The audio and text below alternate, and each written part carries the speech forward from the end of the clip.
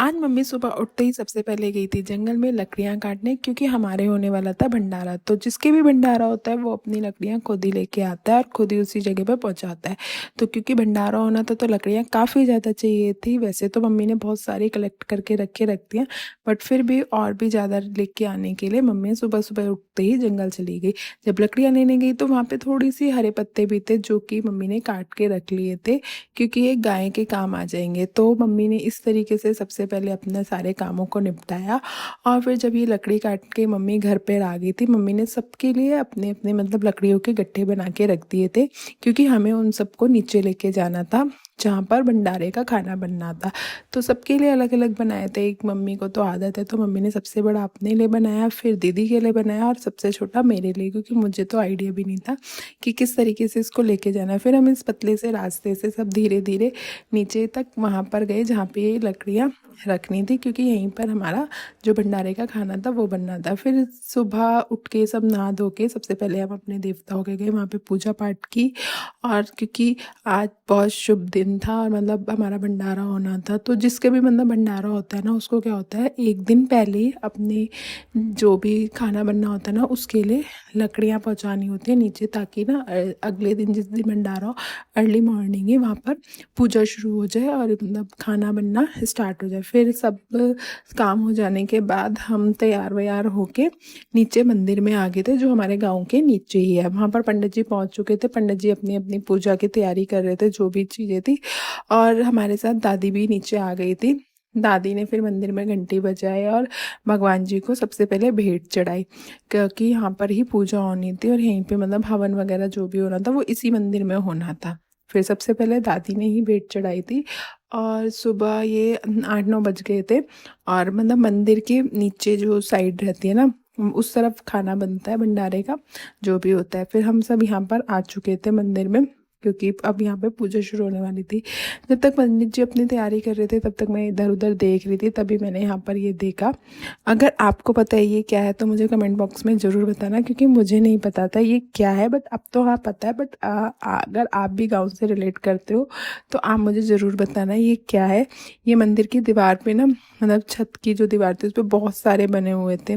देखने में काफ़ी वियर्ड लग रहा था, बट ये कुछ घोंसला या बिल टाइप का था। आप मुझे ज़रूर बताना कि इसको क्या कहते हैं।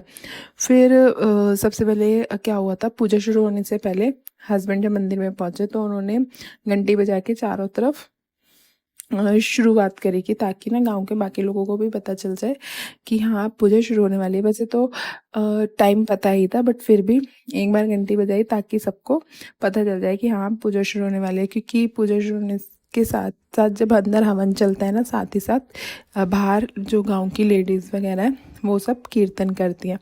तो जब पहाड़ों में इस तरीके से घंटी बजाई जा रही थी ना, तो इसकी आवाज़ बहुत दूर तक गूंज रही थी और बहुत ही अच्छी लग रही थी, क्योंकि चारों तरफ शांति थी। तो ये आवाज़ ना बहुत अच्छे से सुनाई दे रही थी।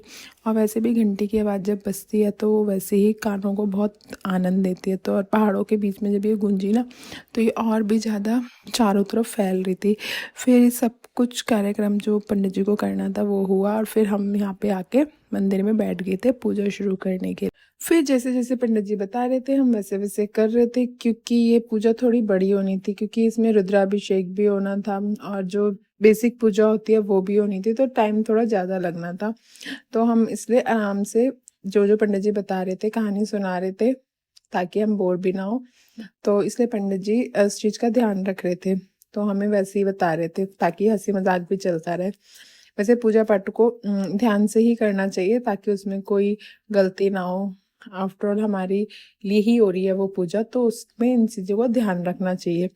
फिर यहाँ पर पंडित जी ने अपनी जो भी विधियाँ थी उनसे पूजा शुरू कर दी थी। मंत्रों का उच्चारण होने लगे थे और पंडित जी जो भी मतलब मंत्र पढ़ रहे थे उसके बारे में बता रहे थे। तो सबसे पहले क्या होता है कि सर पे जो रखना होता है ना कपड़ा, हमने वो सब रखा, क्योंकि पूजा जो होती है ना सर पे कपड़ा रख कर ही करनी चाहिए। तो हम सबने सर पे कपड़ा रख लिया था और पंडित जी फिर उन मंत्रों को करवा रहे थे कि किस तरीके से, मतलब कहानी के थ्रू उन मंत्रों को बता रहे थे क्योंकि वो संस्कृत में मंत्र थे, तो कहानी के थ्रू बता रहे थे ताकि उन मंत्रों का महत्व अच्छे से समझ में आए। और पंडित जी ने बहुत अच्छे से ना डिस्क्राइब भी किया था सारे मंत्रों को, पूरी कहानियों को।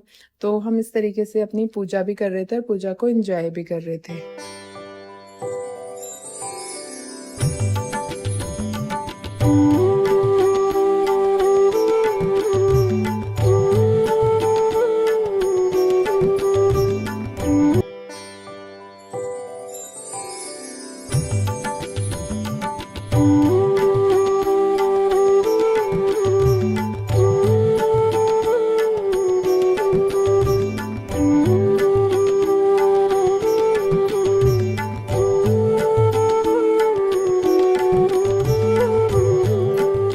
गाइज ये सॉन्ग आपको दिव्यांश श्रीवास्तव यूट्यूब चैनल पे मिल जाए। बाहर कीर्तन शुरू हो चुका था और रुद्रांश से ना अंदर इतनी देर मतलब बैठा नहीं जा रहा था, क्योंकि बच्चे तो कभी एक जगह बैठ ही नहीं पाते, तो इसलिए वो बाहर आ गया था और जो कीर्तन मंडली का सामान था उसमें एंजॉय करने लग गया था इस तरीके से बजा के। बच्चे सच में मन के सच्चे ही होते हैं, उन्हें जो करना होता है वो वही करते हैं।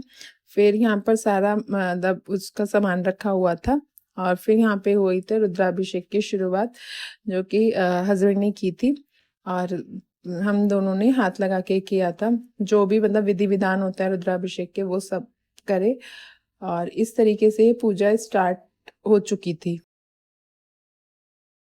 मंदिर के बाहर जो मतलब एरिया है, बाहर का जो मतलब पूरा एरिया, उसमें गांव की औरतें और जो एक दो गांव और हैं उनकी सब औरतें मिलके ना इतने कीर्तन करती हैं।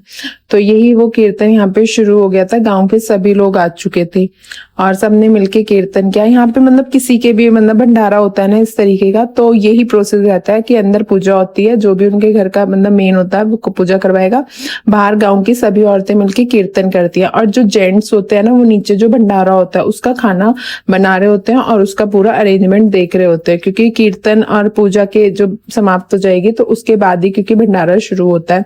तो इस तरीके से यहाँ पे रहता है, गाँव में सब मिलजुल के ही सारे काम करते हैं। ऐसा नहीं है कि किसी को बाहर से बुलाया जाए, वो आपकी मर्जी है, अगर आपको बुलाना है तो बुला लो, बट यहाँ पर यही रहता है कि जो भंडारे का खाना रहता है वो सारा मिलके जेंट्स लोग ही बनाते हैं और लेडीज लोग जो रहती हैं मतलब पूजा पाठ का देखती हैं। फिर इस तरीके से यहाँ पर पूजा हो गई थी।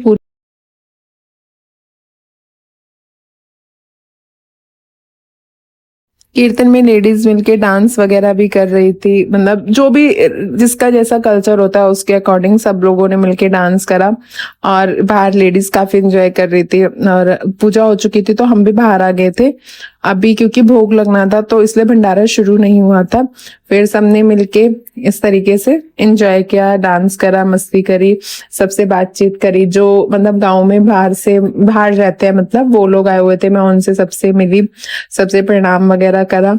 और फिर जब सब पूजा वगैरह हो गई थी तो फिर पापा सबसे पहले भोग लेके आए थे, जो कि हमारे यहाँ इस तरीके का भोग बनता है और इसका सबसे पहले भोग मतलब भगवान जी को लगेगा, फिर देवता वगैरह को लगेगा, देन उसके बाद आगे का कार्यक्रम शुरू होगा। फिर जब कीर्तन हो गए थे, अंदर की पूजा वगैरह हो गई थी, तो उसके बाद हवन था। हवन मंदिर के बाहर ही होना था, वहां पर ही हवन कुंड बना हुआ है, तो उस तरीके से हम हवन में बैठ गए थे और मम्मी पापा ने पूजा हम दोनों से ही करवाई थी।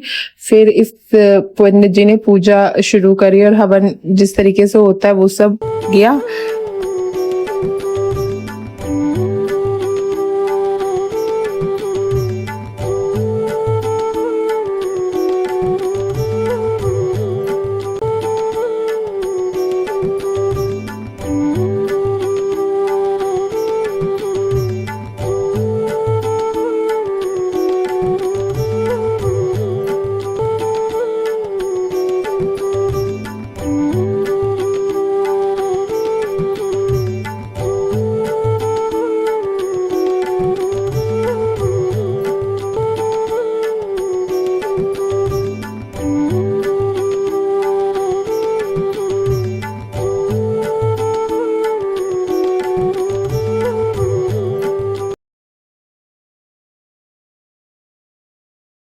जिस टाइम हवन होना शुरू हुआ था उस टाइम काफ़ी अच्छी धूप आ चुकी थी, तो काफ़ी अच्छा मौसम हो गया था और इवन काफ़ी गर्मी ही हो गई थी। और फिर सबने ना अपना अपना मतलब जो भी हवन के प्रोसेस रहता है हवन में आहुति देना और जो भी पंडित जी ने बताया वो सब हम सब ने मिलकर करा। फिर घर के सभी लोगों ने मिलकर हवन में आहुति दी और घर परिवार के जितने भी सदस्य थे या गांव के सबने मिलकर आहुति दी। मम्मी पापा भी वहां पर आके बैठे क्योंकि शुरुआत उनसे ही करनी थी, तो फिर इस तरीके से हुई।